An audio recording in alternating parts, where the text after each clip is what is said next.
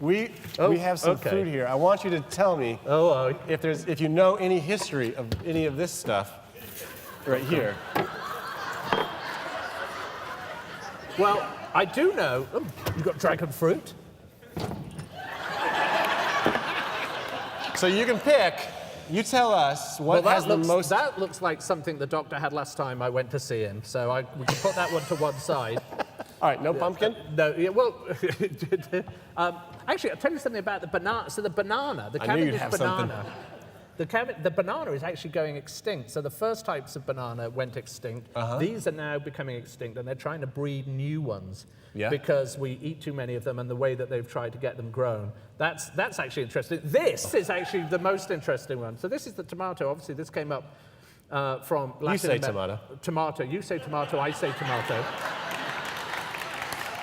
Keep going, sorry. Let's call the whole thing off. Let's call the whole thing off. But this was known, when this first came over to Europe, this was known as the love apple.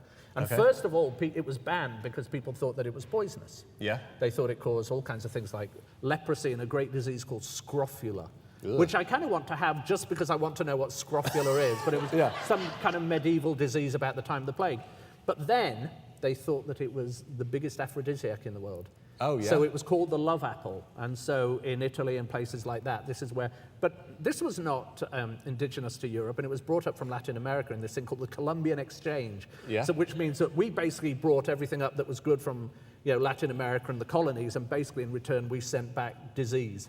And it's the horrible history of the colonization of the Americas. Yeah. But this, the Portuguese took this to India. Yeah. They took it to China, so that's why you have tomatoes in Indian food. They took chilies there, which weren't indigenous. So the history of it, everything we eat, whether it's fish and chips or, I'm doing the history of gin, the history of tea, they've all got these incredible stories behind them.